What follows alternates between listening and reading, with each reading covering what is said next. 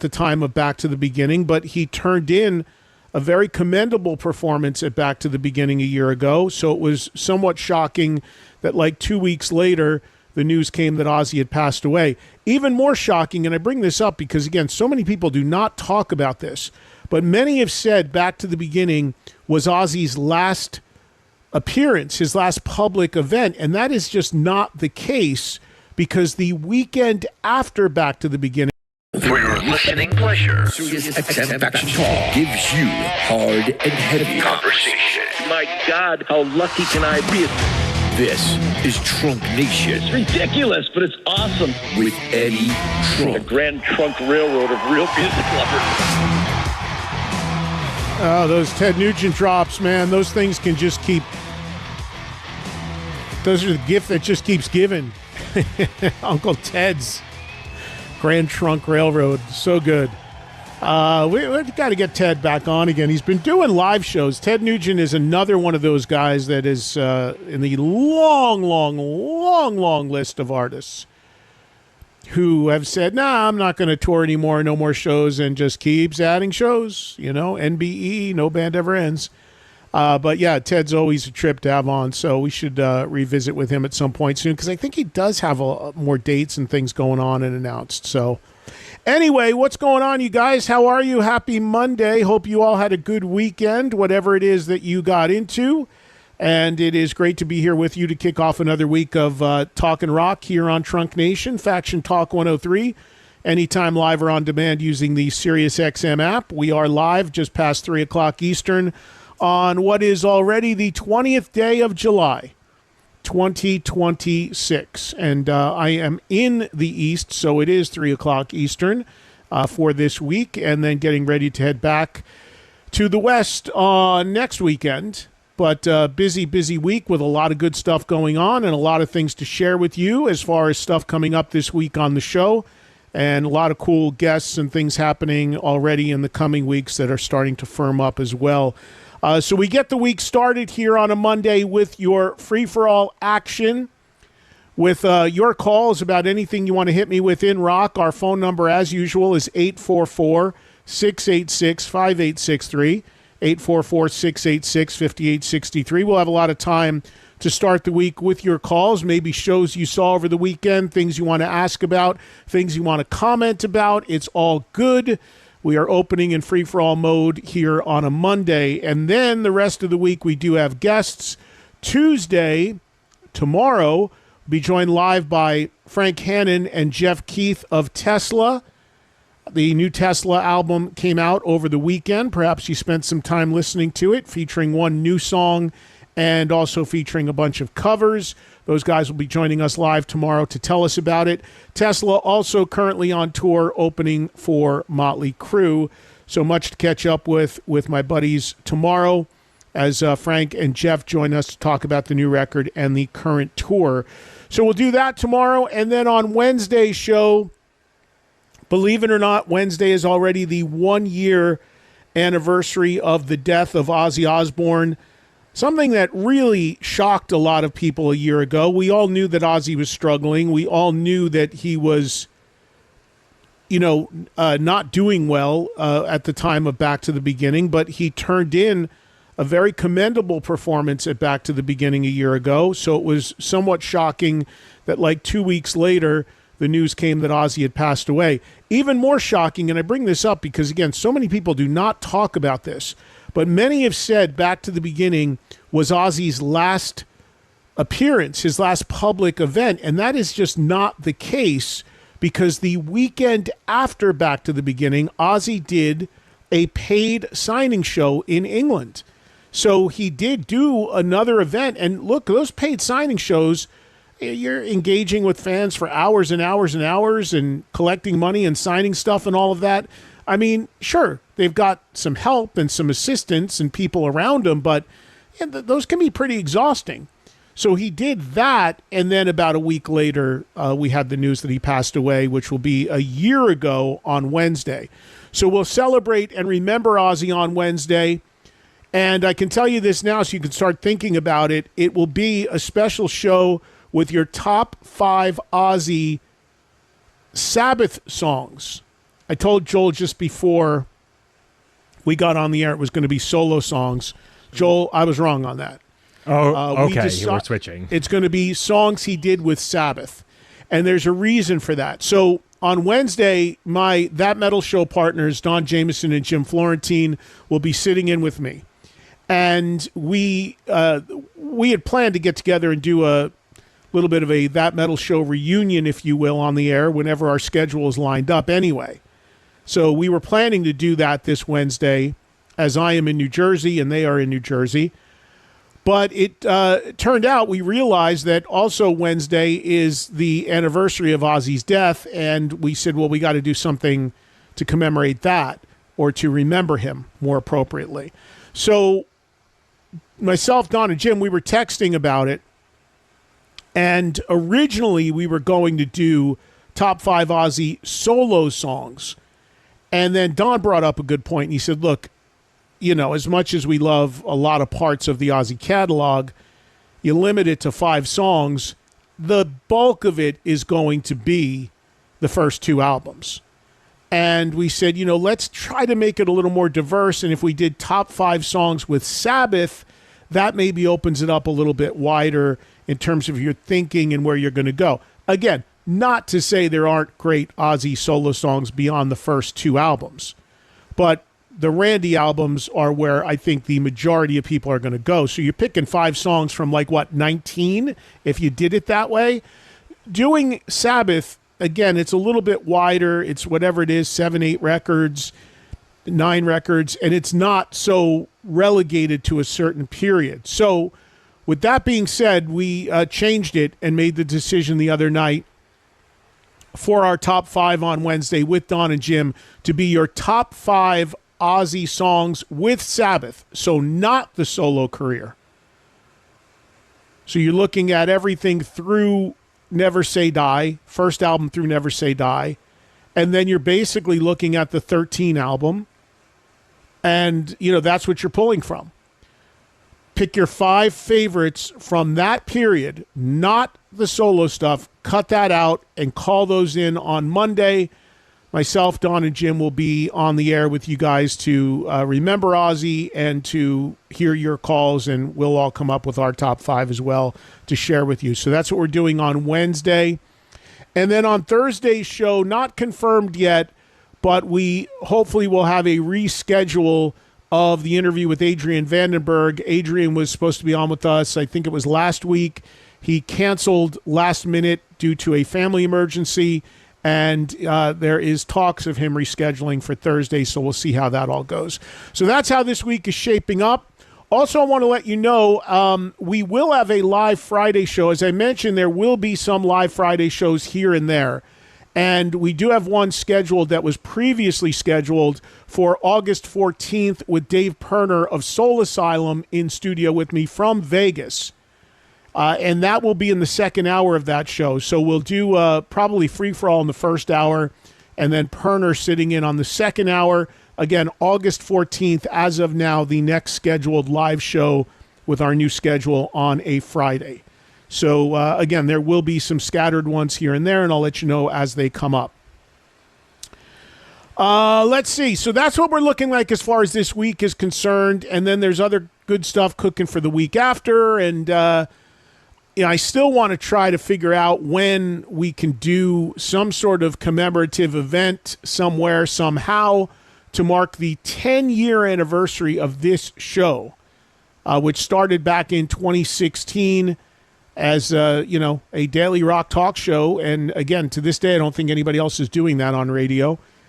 And we've been doing it for now 10 years and counting. And I want to commemorate that in some way because that's a pretty good landmark. We'll see. We'll see what I can come up with, and hopefully we can find something cool to do. I think we figured out the exact date of October. I think sometime in October. Yeah, according to the old press release that I find online, it's October 17th. Yeah, so we don't have to do it, obviously, on the exact date, but it would be cool if we did. And obviously the history of this show going back 10 years started on a different channel, started as a whole channel of music talk, and I'm the last guy standing here doing it now on Faction Talk. So that's that's pretty darn cool. So again, don't mean pretty darn cool meaning, I'm glad the other shows went away and the old channel went away. I'm just saying it's pretty darn cool that we are still standing and doing it, and I'm appreciative of that. And I thank you guys, the great audience that I have, for the never-ending support. 43 years and counting on the radio, and of course 10 years doing a daily rock talk show with you. I think the only one of its kind, again, on radio, as far as I know, definitely in America, and maybe even in the world. Who knows? So good stuff all the way around, and we'll let you know as we roll through stuff. August is going to be a very, very busy month for me. There's a lot of cool stuff going on, including the Mountain Music Festival in Gatlinburg, and a couple shows in Texas that I'm hosting with Lights Out, the UFO tribute with Andy Parker, August 7th, San Antonio, August 9th in Houston, Rocklahoma coming up before you know it, Labor Day weekend. So a lot of good stuff as we break into August, and I'll keep you posted on all as it rolls out. Also hosting a Soul Asylum show, which I'm greatly looking forward to, in Vegas, August 15th at the Strat. Keep an eye on socials at Eddie Trunk for all your info and updates. But that's the best update I can give you as of now to kick off another week here. As far as the weekend is concerned, I did not really see any live music or go to any concerts. I did spend a good part of yesterday with my old friend Rachel Bolin at the Jersey Shore. Rachel invited me to his house. We watched some World Cup, ate some pizza. PJ Farley came over, so it was very, very Jersey Shore Sunday for me, hanging out with those guys and watching some sports and having a drink and just kind of hanging. It was really fun. It was good to visit Rach. She's got a new house in Jersey. He moved back to Jersey a couple years ago from Tennessee, and it was good to hang with him some. And they are still, I asked him about the lead singer search. They are still conducting it, and said they got it narrowed down to 2 people, they think, but no imminent announcement coming on that. What else? And he's hoping still to do shows for his solo album, which we had him on for recently, just trying to figure out what works, figuring out what band he can get, who he can get to play with him, and what sort of interest and gigs he can find to go out and play shows for his solo album, Gargoyles of the Garden State, which is out now.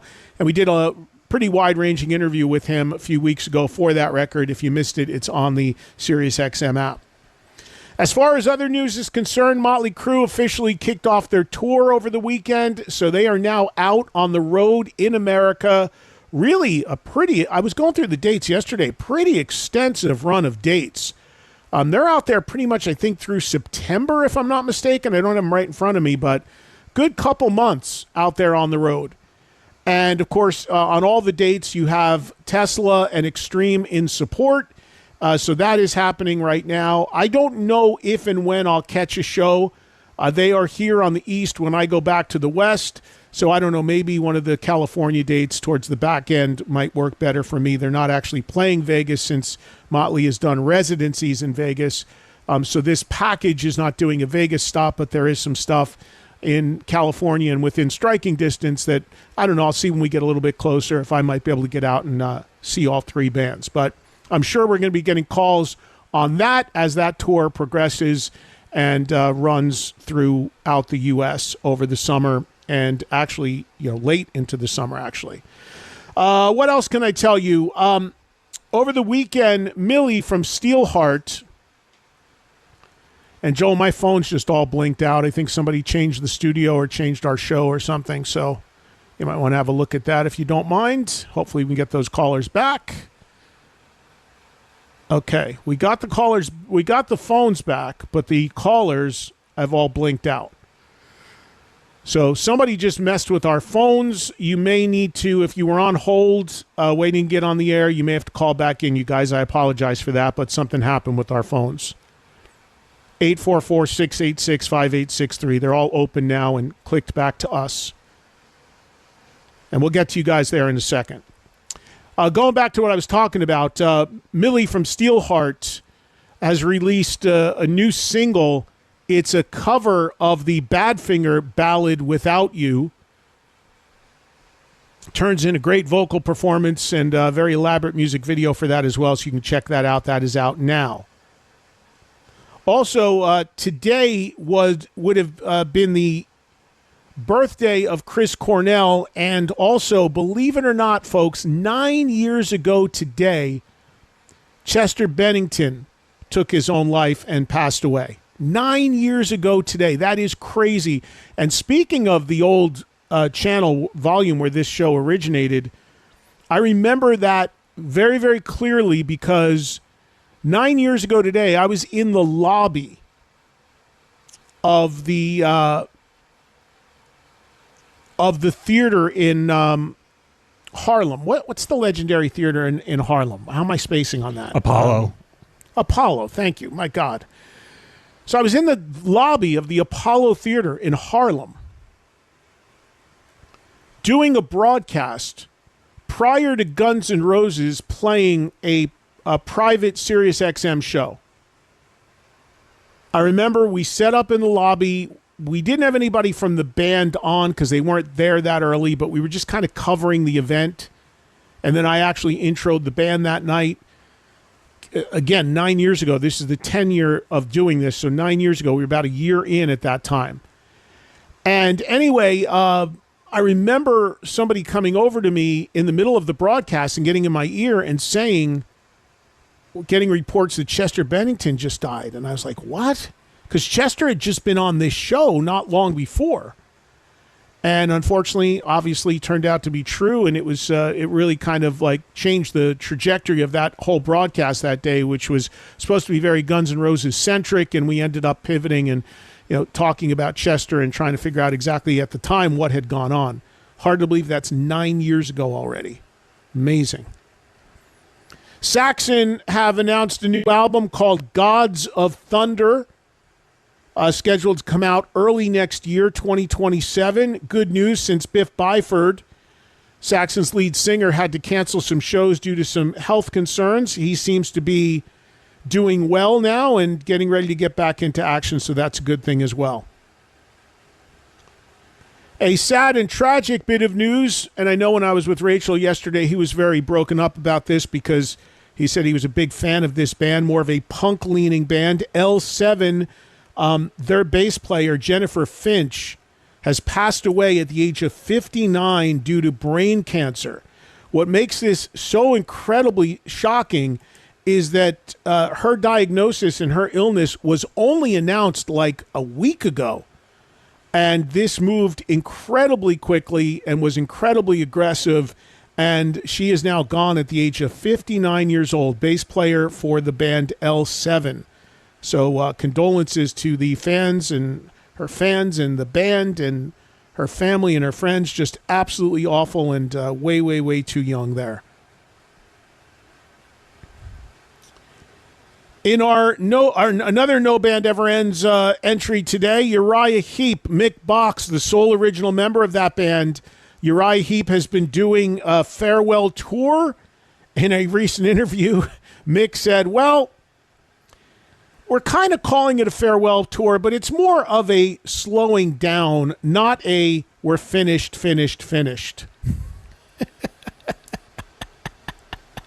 It doesn't end. It literally does not end every single day. That's why I started goofing around with this NBEE thing, but it literally bears out every single day. There is an example of a band who is playing the farewell and then pulls back from it.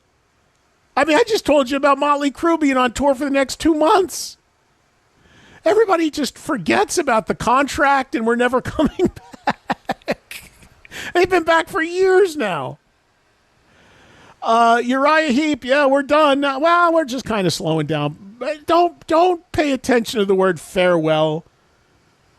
It's just now more of a reduced schedule.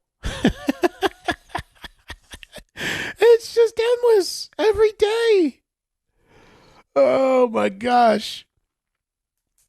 What else can I tell you? Our hero, one of our anti-tracks heroes of the day, and there are several, and I am so happy to have a category that I can tell you, and I'm kind of just making this up as I go along, but hero of the day is the way I'm calling it, because the people that are fighting for live rock to remain live, as I have been doing forever, are heroes to me, without a doubt.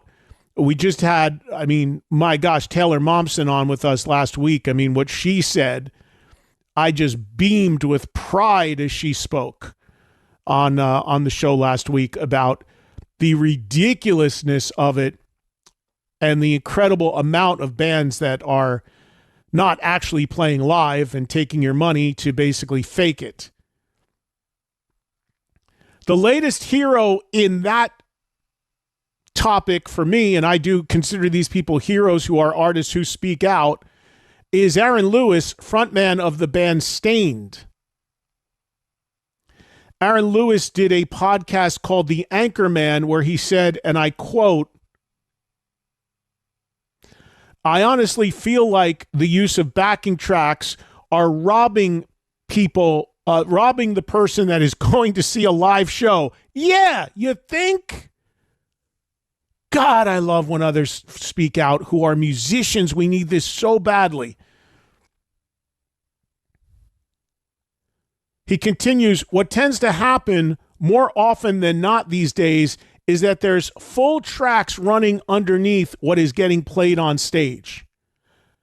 The band themselves could put their instruments down and walk off stage, and the listener in the crowd would barely even notice if they weren't looking at the stage to see everybody walk off. And that's real. It's real. The last 3 or 4 tours that we've done, we were the only people that weren't running tracks. There you go, folks. Aaron Lewis of Stained, telling it like it is. You think I've been exaggerating this? You think I've been talking too much about it? You think I've said how scary it is and how deadly it is to real rock and roll? Well, there's another. That guy plays amphitheaters with his band Stained.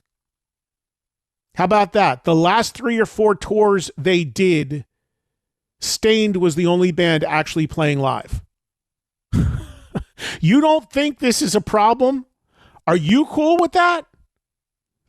Are you and this to me, the thing that blows my head out are the people who aren't bothered by this. Yeah, I'm fine spending $600 to hear a live band that's not playing live. I'm fine with it. For a ticket, yeah, it's fine. I mean, that line from Aaron, the last 3 or 4 tours, think about that. The last 3 or 4 tours they did, they were the only ones actually playing 100% live. If that isn't beyond alarming to you as a fan of live music who cares about a live concert and doesn't want to just hear tracks and then see the guys dance around under pretty lights, which essentially would be all you're paying for at that point, and people are doing it every day to that degree, we're doomed. It's over. That, as Taylor and Momsen and I talked about last week, that is truly the death of rock and roll. And we are more than halfway there. Better start, Karen. Thank God, Aaron Lewis. Thank God, Taylor Momsen. Thank God, Lizzie Hale and Hailstorm. I just saw Joe in Hailstorm make a comment about this too. These people care about the integrity of a live experience. They put so much into playing live, and my gosh, we need more and more of them. What else? Happy birthday today to JJ French of Twisted Sister. JJ is, I believe, JJ's in his 70s for sure. Joel, how old is JJ? He's 74 today. 74 years old. Guy looks great. I mean, you know, obviously he wears a wig when he plays with Twisted Sister, but has no problem being seen without the wig. But he looks great. He's crazy. He looks incredible for 74 years old. And getting ready to take Twisted Sister on the road, folks. or at least play shows without Dee Snider. That's another thing most people thought they would never hear anybody say. With our friend Sebastian Bach taking the reins. So we will keep an eye on that as they get closer to doing their first show. And again, from Twisted Sister, it is the guitar duo of Eddie and JJ as far as the original members of the lineup going out.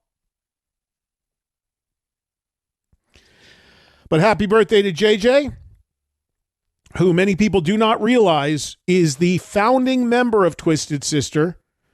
There were versions of the band that did not include Dee Snider early on. JJ is the founding member of the band. He owns the name Twisted Sister, and that is why he is within his legal rights and abilities to take the band out on tour using that name. Dee Snider may have been the face of the band. JJ French is the business of the band and the owner of the band and brand. And I talk about that all the time. It is so important who has those name ownership rights. Because with it, you can pretty much do anything. Doesn't mean it'll sell, but you can try. Whether it's holograms, official tributes like Foreigner does, whatever it may be.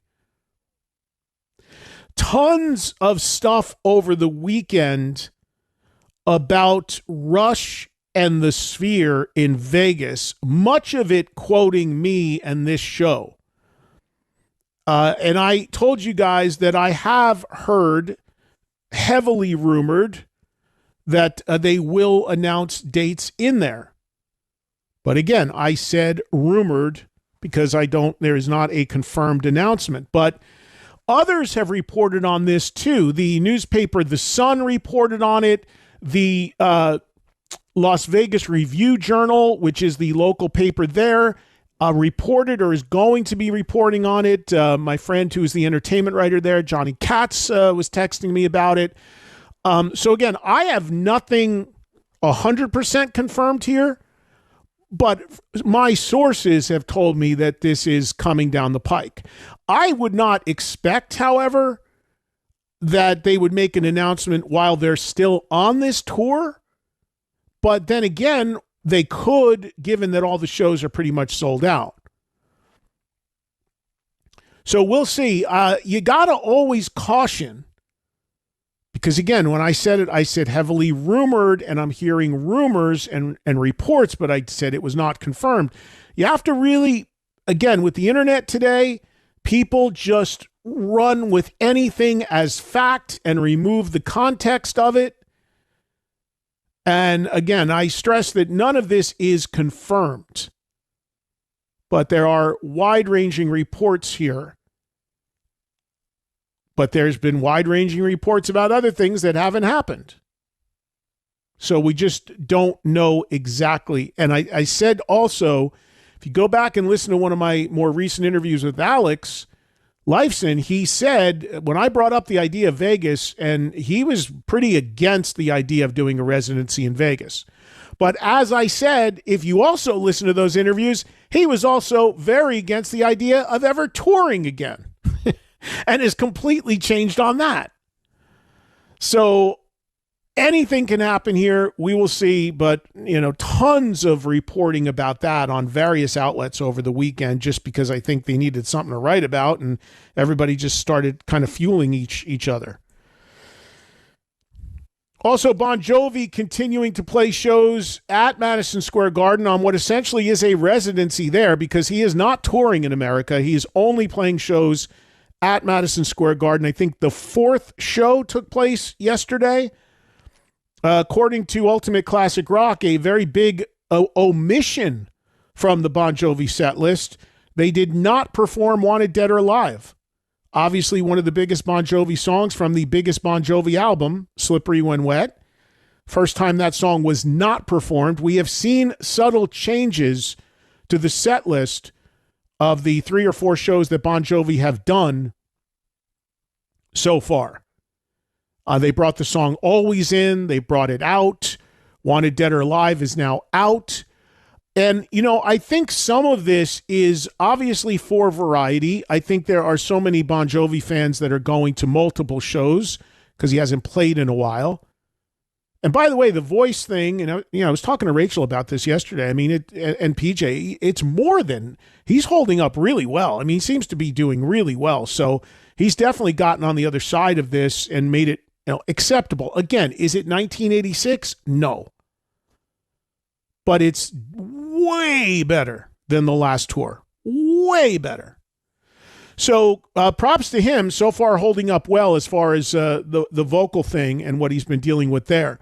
But that may tie into some of these songs kind of coming in and out of the set as well. I was thinking about this because a lot of times fans wonder why an artist does not do a certain song.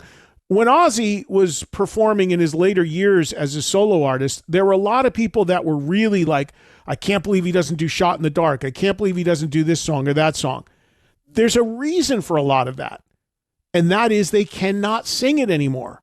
Or that night they can't sing it. They can't get into that register anymore. A lot of these artists, as they get older, they tune down. They bring the tuning of the songs way down because it helps the singer sing them more easily. But you can only tune down so far and you just can't do it anymore. So I'm only speculating here, but I wouldn't be surprised if certain songs come in and out of the Bon Jovi set list, even if they're big songs like Wanted Dead or Alive, because he might just not be feeling that with his voice that night. And look, with all that guy's gone through with his vocals and all he's put into coming back to just be at this level, I think that's, more than understandable. And, so what? You don't hear a big song one time. I mean, the guy's got 20 big songs, 10 big songs, whatever. So, one doesn't get played. Well, you'd rather have that or you'd rather have the guy not be able to do it at all. So I get it. And I don't know if that's the reason, but I wouldn't be surprised if it was. Just looking down my notes here, it's kind of, I think, what I got. Of course, the soccer wrapped up yesterday, the World Cup. And Argentina won. Argentina won, right, Joel? They did. No, Spain won. Spain won. Argentina. Yeah. Right. Because Messi is on what team? Argentina.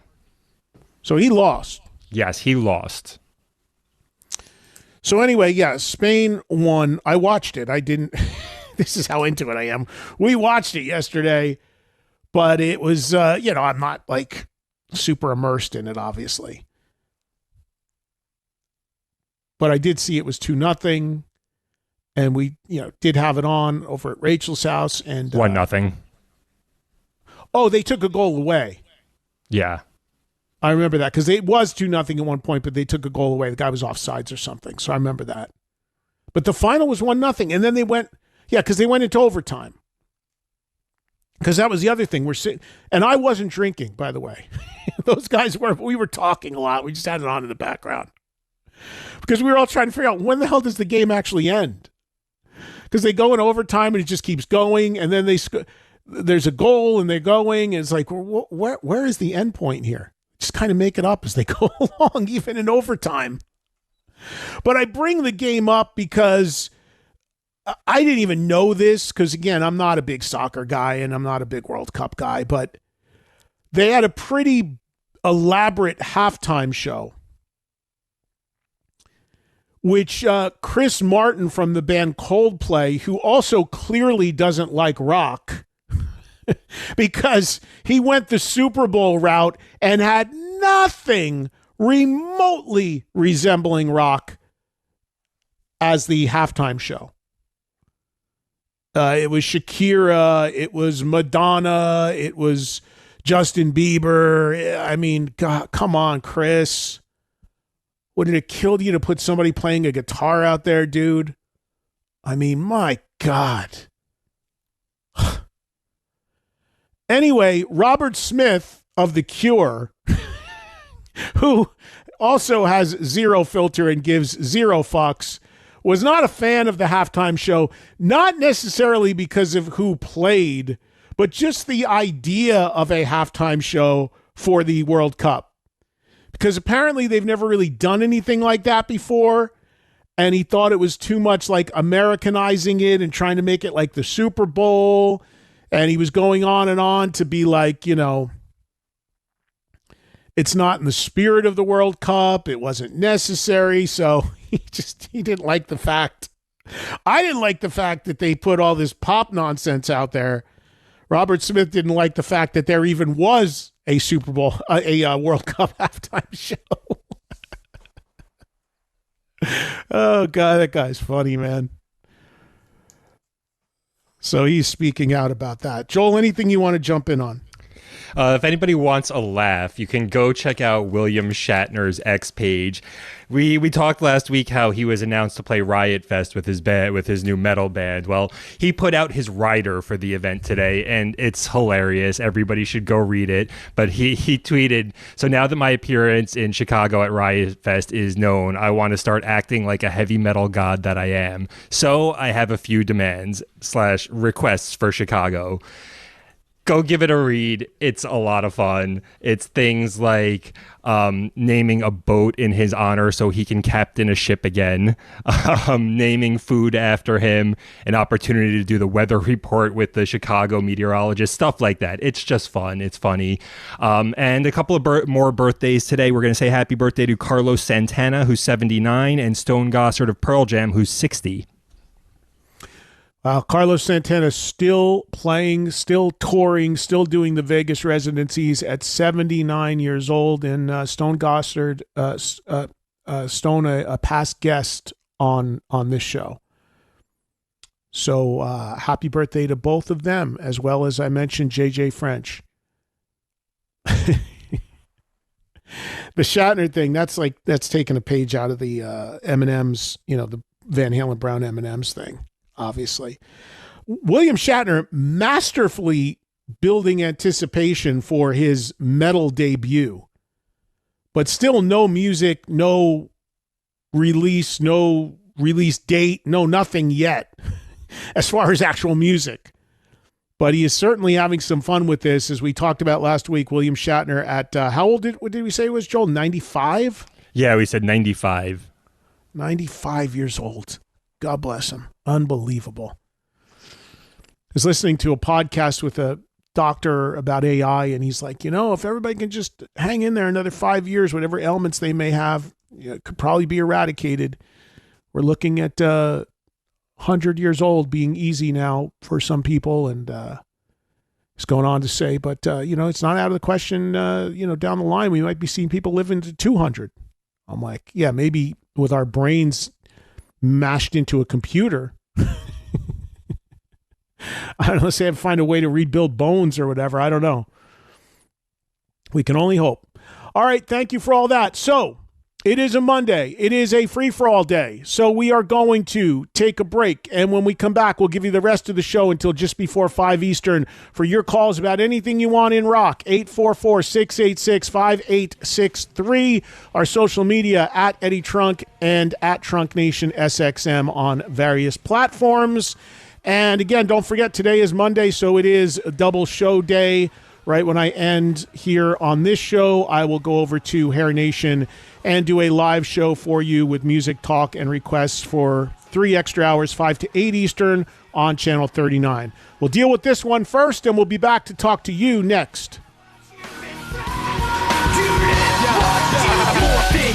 Before somebody else takes you out of the frame, put your name to shame, cover up your face. You can't run the race, the pace is too. If it's loud, hard, and fast, we're talking about it. No one has a clue, but they think we're geniuses. Trunk Nation. Just an excuse to drink. With Eddie Trunk. I have to be here helping sell liquor. All right, we're back, and we are hanging with you on a Monday here on Trunk Nation, talking rock music as we do every weekday, 3 to 5 Eastern live, and we'll get you involved in the show right now. And we'll get over to the phones at 844-686-5863. Our first caller today is Phil in Texas getting the week started. What's going on, Phil? Yo, Phil. Joel, are our phones up? Yeah, it should be. Let's try another Maybe caller. Phil's not Maybe there. We'll try yeah. a different caller.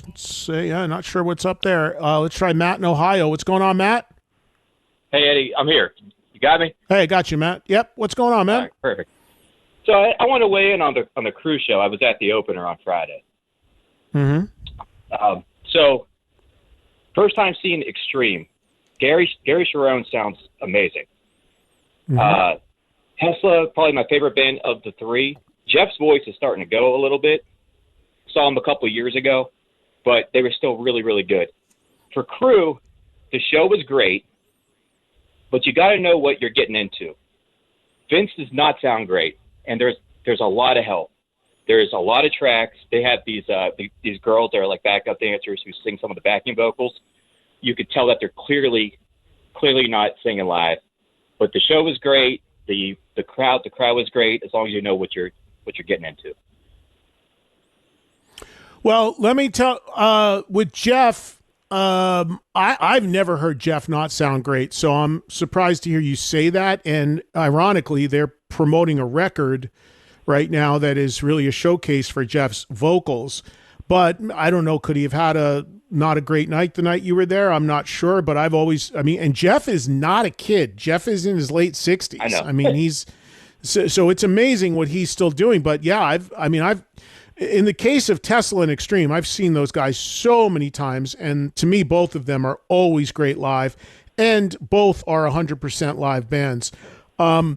I've not seen this version of the Mötley Crüe show because I think it's totally different than what they were doing in Vegas. So I can't comment on what's going on, but I do know there's a lot of, there's a lot of allegations of stuff online about pre-recorded content.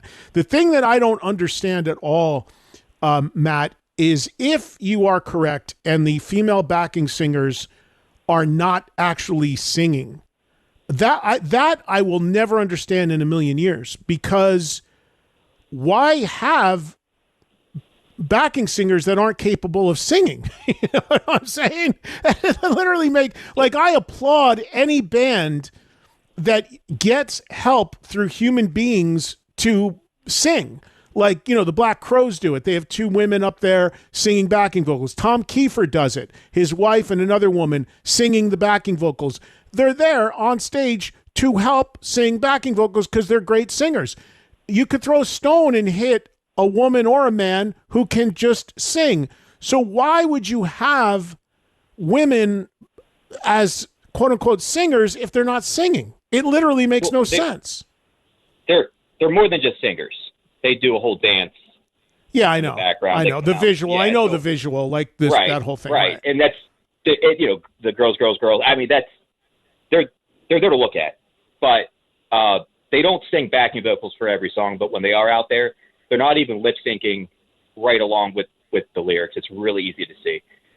As far as Jeff goes, he still sounded good. I don't want to act like he sounded bad. I'm just comparing him to when I saw him like 3 years ago. It was right. It was first night of the tour, So, hey, let me ask you this, Matt. One other thing: how long do Tesla and Extreme each play? How long are their sets? Are they? They're supposed to be equal time. About 50 minutes. 50. Yeah, Tesla may have got a few more minutes, but yeah. Yes, and from what you saw, they were both around the same amount of time on stage. Right, yeah. So if the night rolls through, so give me a rundown on the time. So if Extreme is on first, when are they getting on? Around 7:30? No, Extreme gets on at 6:30. 6:30. They play for 50 minutes. Yes, they play for 50 minutes. Tesla okay, so that's 7:20, and then when's Tesla go on? Right. Tesla comes on. I would have to look exactly, but I would say about 7:45. Okay, it sounds about right. So then they'll go to like 8:40.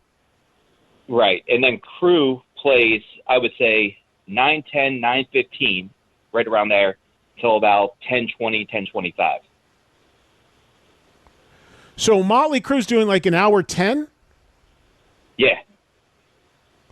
So what you're basically saying is Mötley Crüe is basically doing 20 minutes more than the opening acts in terms of their set time. Right. It's not a long headline set. Wow. All right, interesting. Yeah. Go ahead. No, it's a lot of production. The whole Carnival of Sins thing. So I just wanted to get out there. Like if you want to see 100% live, this isn't it. But it is a good show, and the crowd really really loved it. Are they doing the roller coaster thing with the drums? No. There's not even a drum solo. Yeah, because they're in an amphitheater, so I don't think you could necessarily do that if you wanted to. They have done that they've done it at that amphitheater before. I actually worked a lot of shows in the 2000s, and there was a Crüe Fest, the one with Godsmack, where Sully got all pissed off. Travis Barker subbed for Tommy, and they actually did that with Travis Barker. That was. And how was the turnout? How was the turnout? Was it full? Was it more than? Was it respectable? What? It holds 25, and it got about 18,000. 25. Wow, it's big. Yeah. Yeah, but I will say this. I bought lawn seats for $38, and I ended up upgrading for another 30 and sat 5 rows back. Yeah, there you go. So Thank you, Matt. Appreciate – oh, sorry, I didn't mean to cut you off. I just want to get to some other calls, but I thought you were done. Thank you, Matt. Appreciate your reporting there. Yeah, I mean, look, you guys that listen to this show know I've been talking about that forever, especially with the outdoor amphitheater shows.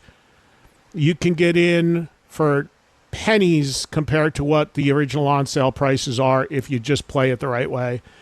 We hear about it constantly. The 4 for $100 tickets, all the ways that they do to just get people in the door, whatever they got to do to get fannies in the seats, give the tickets away, 2 for $20, whatever they got to do. Or as Matt just said, go in cheap on the lawn, and when you're in there, hey, give us another $20. We're going to put you in the 5th row. And then so for a total of $40, you're sitting next to somebody in the 5th row who maybe when tickets went on sale spent $600 for the ticket. It's rampant. It's everywhere. It's so many of the shows. Say it all the time. You know how to play it. You can circumvent a lot of these high ticket prices, and it's extremely prevalent on the summer amphitheater tours. So we hear about that all the time from people who call in. So, yeah, I mean, and I said that exactly going into this tour because, there's all these different people with differing views on Mötley, whether they're going to go, there's no Mick, there's no this, all this different stuff, Vince, what's going to happen, whatever. Look, I said it all the while. By the time the show rolls around in the summertime, that bill, with the way they'll work the tickets, the shows will be fine. There will be people in there. As far as what's happening with each band, that I've not been there. I've not seen it. I can't tell you. But you can make of it what you will because there's tons of it online. But that's a tough spot for Extreme going on at 6:30. And that's brutal on a weekday. Because I got to imagine there's not a lot of people in there to see them at 6:30, unless it's a show that falls on a Saturday or a Sunday. Because, of course, then most people have off that day. And in the summers, a lot of people are off Fridays, too, or get half days. So maybe Extreme has a good shot at having a decent amount of people in there on weekends, but on a Tuesday night, a Monday night, a Wednesday night, going on at 6:30, people work till 5 or 6, get out of work, get in there, go home, change, get there, traffic, park. When you do these 3-band bills, that first band on is in a tough spot. Even if people really want to see them, it's really hard for people with regular schedules to make that in time. And that's why, in this case, Extreme and Tesla are equally billed, like they have equal set times. But the one where Tesla gets that nudge is they got the later start time because they're in that middle slot every time. So they have way bigger chance of having people in the audience when they play. Let's say hi to who was the guy that we were trying to talk to that was gone? Was that Gary in Texas? No, I think it was Phil, and I think he's gone. And now Phil's gone. Yeah. All right, let's just move on then. Let's talk to Rick, who is in Wisconsin. Hi, Rick. Go ahead. Hey, Eddie. Friday night, got to see Night Ranger for the first time ever. I'm 51. My brother saw him back in 80. Great show. Rick, your phone dropped out there for a second. Oh, I'm sorry. I'm driving through New York right now. Okay, so you saw him for the first time at 51. So what else were you saying? Yeah. My brother saw him back in '86 at the state fair. This year I saw him Friday night at our county fair. And $30 ticket, totally live, awesome. Jack Blade's running around on stage like a kid. It was amazing. Amazing show. Everyone sounded great. It's totally live, no frills, no computer in sight. It was amazing. Yeah, Night Ranger, it's crazy, Rick, because there's so many people when you say the name Night Ranger that think of it as a ballad band for whatever reason, because their biggest song, kind of like Extreme, their biggest song is More Than Words, and they're not even close to being a ballad band. But the same thing with Night Ranger, because their biggest song, Sister Christian, is a power ballad. So everybody just immediately defaults to that song when they think of Night Ranger, who aren't actually big fans, and they don't realize until they go see him that Night Ranger is a blazing two-guitar kick-ass hard rock band. Yeah, and what really caught my eye is during the drum solo, all 5 guys grabbed sticks, they surrounded Kerry, and everyone was playing something on that drum solo. It blew me away.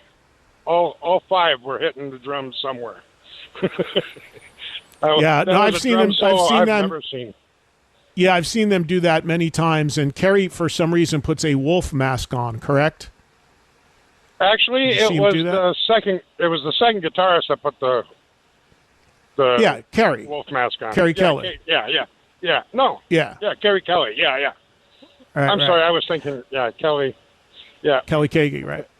Yeah. All right, Rick. Well, I'm glad you enjoyed it. I'm glad you had a chance to see him, and that's one of those bands, and thank you, Night Ranger, that's been around since like 81, and that's a band I can tell you, if you go see them now, they are still as good as they were, and I saw them on their first tour.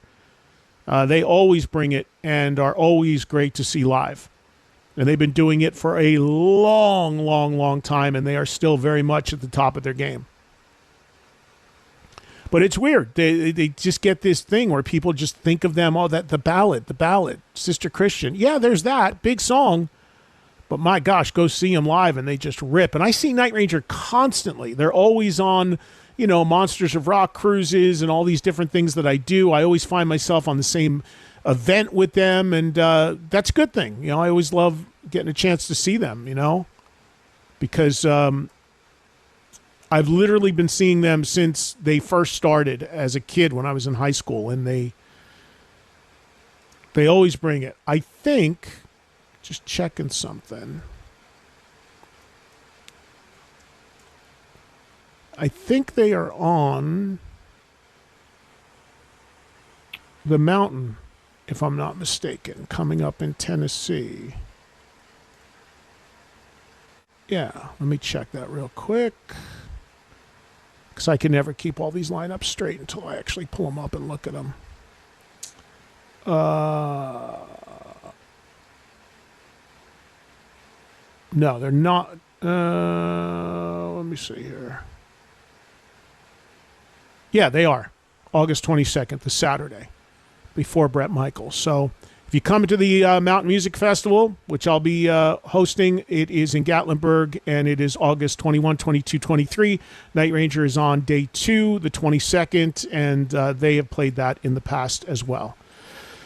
All right, thank you for that. Let's go say hello to Jason, who's joining us from Illinois today. Hi, Jason.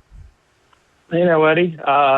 So I took the chance to go see Rush on night 2 of the 4-night stand, which continues tonight in Chicago. It was way too rich for my blood being a casual Rush fan, so I was eyeing tickets on Thursday night for the opening, and was seeing, 200 level tickets around 130. I said, yeah, I could do that. So I drove down there, paid for my parking, and tickets were still really expensive, obviously, Saturday night. So I ended up really lucking out. I was just standing outside asking people if they had an extra ticket to sell. And this couple from downstate in Illinois had a third person that couldn't go and let me walk in with them with their ticket. So for the cost of, a round of drinks to thank them for that, I got to sit side stage for the show, about 13 rows up, and it was fantastic. As a casual fan, I know a good deal, but I didn't know how much I would know versus not know. And I mean, they sounded great, they looked great, they looked like they were having a blast. The drummer was fantastic. So I mean, it was a packed house in there, and that ticket price held very strong. So I would recommend anyone who's got the deep enough pockets to check it out. But if you're waiting it out, be careful, because tickets did not drop. You know, the one thing I say is they rarely get more expensive. You're either going to pay the same price you would have at the on-start, or you're going to get in for a little less. But they didn't get more expensive than they were, but they were still too rich for my blood. But I lucked out big time and got to see a great show. Yeah, well, like I was talking about with that, Jason, and thank you for the call. You know, you in most cases, I always say this when I talk about the, waiting to buy deal. It's in about 90 to 95% of the cases that's going to work. But there are rare cases where it's not going to drop. And as you said, they rarely will ever go higher. That's usually so that's good, but they may not drop when it's a hot show or a hot tour. And with the case of a band like Rush, you have a band that has an incredibly rabid fan base and have not been active in over 10 years. So